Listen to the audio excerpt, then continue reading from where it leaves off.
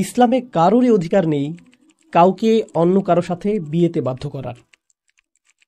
আর যদি একটি বিয়ে সংঘটিত হয় যাতে উভয় ব্যক্তি যারা বিবাহ বন্ধনে আবদ্ধ হচ্ছেন তারা যদি তাদের নিজের 100% স্বাধীন ইচ্ছায় বিয়ে না করেন, তাহলে সেই বিয়ে বাতিল হয়ে যাবে। আল্লাহর কাছে এটা বৈধ বিয়ে হিসেবে গণ্য হবে না। এটা আসলে একটা প্রধান মূলনীতি। বিয়ে হলো একটা চুক্তি। আমাদের ধর্মে এমন চুক্তি বৈধ এখন যাতে কেউ প্রবেশ করে তার নিজের স্বাধীন ইচ্ছায়। এখন বাবা মায়ের আনুগত্য করতে হবে, কিন্তু বাবা মায়েদের কোনো অধিকার নেই তাদের মেয়েকে এমন কাউকে বিয়ে করতে বাধ্য করার। বাবা মায়েদের এমন কোনো অধিকারও নেই তাদের মেয়েকে বিয়েতে বাধ্য করার জন্য এই ধরনের মানসিক চাপ প্রয়োগ করার, যেমন এটা আশীর্বাদ স্বরূপ এসেছে আর তুমি আল্লাহর কাছ থেকে আসা আশীর্বাদ ফিরিয়ে দিচ্ছ, এই আশীর্বাদ ফিরিয়ে দেওয়া তোমার জন্য হারাম। এই ধরনের সকল কথাই নিরর্থক। ইসলামের সাথে এর কোনো সম্পর্ক নেই। ইসলাম এসেছে মানবতার মুক্তির জন্য এবং ব্যক্তির সত্তাকে মুক্তি দেওয়ার জন্য, আর এটা সন্তানদেরকে দাস দাসীতে পরিণত করেনি। এরকম অবস্থা আমাদের কন্যা সন্তানদের জন্য অবমাননাকর এবং এটা বন্ধ করতে হবে। আমার জানা নেই এটা কোত্থেকে এসেছে, হয়তো এটা এসেছে অন্য কোনো ধর্ম থেকে, কিন্তু এটা ইসলাম নয়। ইসলামের এর সাথে কোনো সম্পর্ক নেই। উপরন্তু এটা ইসলামের উপর একটা আক্রমণ। নিঃসন্দেহে এটা ইসলামের উপর একটা আক্রমণ। বিয়েটি বাতিল বলে গণ্য হতে পারে, বিয়েটি অকার্যকর এবং অসার বলে গণ্য হতে পারে, কারণ এটা একজন নারীর স্বতঃস্ফূর্ত স্বাধীন মতামতের ভিত্তিতে সম্পন্ন হয়নি। এখন এক্ষেত্রে একজন ওয়ালির সম্পৃক্ততা প্রয়োজন, অর্থাৎ যখন একজন মেয়ে বিবাহ বন্ধনে আবদ্ধ হতে চায় তখন তার পরিবার, তার অভিভাবকের অনুমোদন প্রয়োজন। কিন্তু প্রকৃতপক্ষে এটা চূড়ান্তভাবে মেয়েটির ইচ্ছাধীন যে সে বিয়েতে ইচ্ছুক কিনা।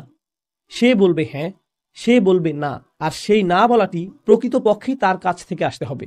শুধু তাই নয়, কি পরিমাণ মোহরানা তাকে দেয়া হবে এবং কখন এটা দেয়া হবে, এই বোঝাপড়া হতে হবে বাবা এবং মেয়ের মধ্যে। আর আরও সামনে গিয়ে আমি বলতে চাই, আমি পরোয়া করি না যদি এজন্য আমি বিপদে পড়ি, কারণ সত্যকে সত্য হিসেবেই উপস্থাপন করতে হবে। কখনো কখনো বাবা মায়েরা অত্যাচারী হয়ে যান, কোনো কোনো বাবা ঘরের কোনো ব্যয়ভার বহন করেন না, কখনো তাদের নেশায় আসক্তির মতো সমস্যা থাকে, এর ফলে ঘরের খরচ নির্বাহের জন্য মাকে কখনো দ্বিগুণ কাজ করতে হয়।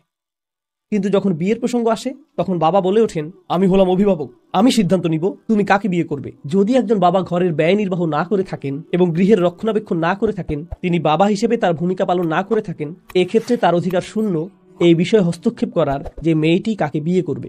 শূন্য। কারণ আপনি একটি ঘরের অভিভাবক তখনই হবেন যখন আপনি সেই ঘরের রক্ষণাবেক্ষণ করবেন, যখন আপনি সেই ঘরের সদস্যদের দেখাশোনা করবেন। আপনি নিজেই যদি সেই ঘরের প্রতি অত্যাচারী হন, তখন আপনি আংশিকভাবে ইসলামের একটি অংশ নিয়ে বলতে পারবেন না যে আমি এখন কর্তৃত্ব দেখাবো। এটা অত্যন্ত গুরুত্বপূর্ণ একটা বিষয়। আমার কথাগুলো এখন নিয়ে কেউ অপব্যবহার করতে পারে, বিশেষ কোনো পরিবারের উদ্বুদ্ধ কোনো পরিস্থিতির উপর। সে বলতে পারে, নোমান আলী খান এটা বলেছে, আমাকে তোমার কথা মতো চলতে হবে না। এতে আমি সমস্যায় পড়ব না, সমস্যায় পড়বেন আপনি। আপনি যদি এমনটা করেন তাহলে সুযোগের অসৎ ব্যবহার করা হবে। তাহলে আপনার অসৎ উদ্দেশ্য চরিতার্থ করার জন্য কিছু শুনে সেখান থেকে সুবিধামতো অংশ বাছাই করে তার অপব্যবহার করা হবে। এরকম করলে এজন্য আল্লাহর কাছে আপনার জবাবদিহি করতে হবে এবং আপনাকে দুঃসাহসের পরিচয় দিতে হবে এই বিষয়ে আল্লাহর সম্মুখীন হওয়ার ব্যাপারে। আমি এখন বাবা মায়েদের উদ্দেশ্যে বলছি, আল্লাহকে ভয় করুন। যদি আপনার কন্যা অভিযোগ করে যে সে বিয়েতে অনিচ্ছুক ছিল, আমি জানি না কিভাবে আপনারা বিচার দিবসে আল্লাহর সামনে এর জবাব দিবেন, কারণ এটা আপনার কন্যাকে জীবন্ত কবর দেয়া থেকে ভিন্ন কিছু না। এটা মোটেও ভিন্ন কিছু নয়। আমি সন্দেহাতীতভাবে এই মতামত পোষণ করি। আমি নিজেও কন্যা সন্তানের পিতা, আর আমি এটা 1,000,000% কনফিডেন্স সহকারে বলছি। আল্লাহ যাতে আমাকে এরকম পিতা কখনোই না বানান।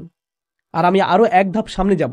যদি আমার আপন বোন আমার কাছে আসে, আমার কন্যা আমার কাছে আসে আর বলে তোমরা আমার বিয়ে দিয়েছো, আমি দীর্ঘ সময় সেখানে ছিলাম কিন্তু এখন অত্যাচারের শিকার হচ্ছি, আমার স্বামী আমাকে আঘাত করে অথবা তার পরিবার আমাকে অপমানিত করে, আর আমি এমন সবকিছু সহ্য করে যাচ্ছি, এখন আমি কি করব? আমি আল্লাহকে ভয় করি যদি এরকম কথা আমার মুখ দিয়ে বেরিয়ে আসে, দেখো তোমার যদি তালাক হয় এটা আমার পরিবারের সুনাম নষ্ট করবে, সমাজের কাছে আমরা কিভাবে মুখ দেখাবো, তোমার ছোট বোনকে কিভাবে বিয়ে দিব, তোমার ছোট বোনকে কে বিয়ে করবে? তোমার চক্ষু লজ্জা থাকা উচিত। পরিস্থিতির সাথে মানিয়ে চলো, সমস্যার কিছু নেই। আমাদের সবারই এমন বিষয় মানিয়ে চলতে হয়, সমস্যার কিছু নেই। এটা জীবনেরই অংশ। এটা কোন জীবনের অংশ? মুশরিকের জীবন, কাফেরের জীবন। ইসলাম এসেছে রহমত হিসেবে। ইসলাম এসেছে রহমত হিসেবে। পিতা হিসেবে আপনার লজ্জিত হওয়া উচিত যে আপনার কন্যা আপনার কাছে এসেছে অত্যাচারী স্বামীর হাত থেকে নিরাপত্তা পাওয়ার জন্য, আর আপনি বলছেন না, ফিরে যাও এবং আবারও অত্যাচারের শিকার হও, কারণ এটা আমার সুনাম নষ্ট করবে। আমার জানা নেই আপনি সন্তান জন্ম দিয়েছিলেন বা কেন।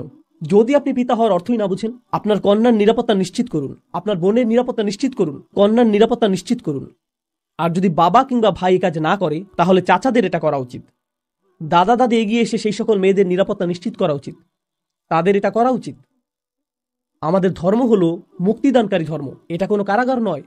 এটা কারো উপর অত্যাচার করতে আসেনি, বিশেষভাবে নারীদের উপর তো নয়।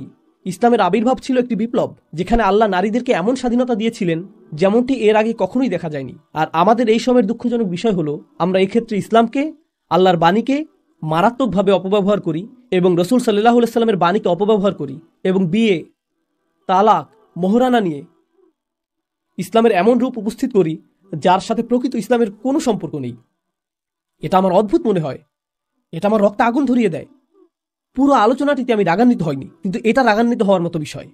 আপনাকে ধন্যবাদ প্রশ্নটি করার জন্য, আসলেই ধন্যবাদ। কারণ যে কোনো মেয়েকেই বাধ্য করা হোক, আমি তাকে আমার নিজের মেয়ের চেয়ে অথবা বোনের চেয়ে ভিন্ন মনে করি না। কেন তাকে এই পরিস্থিতির শিকার হতে হবে? আমি এর জন্য জান প্রাণ দিয়ে সংগ্রাম করব, যাতে তাকে এই পরিস্থিতির শিকার না হতে হয়। পিতামাতার উদ্দেশ্যে আল্লাহ যত কিছু বলেছেন, পিতামাতাকে সম্মান জানাতে হবে, পিতামাতাকে মর্যাদা প্রদর্শন করতে হবে, হ্যাঁ, কিন্তু মা বাবাদের এটা মনে করা উচিত না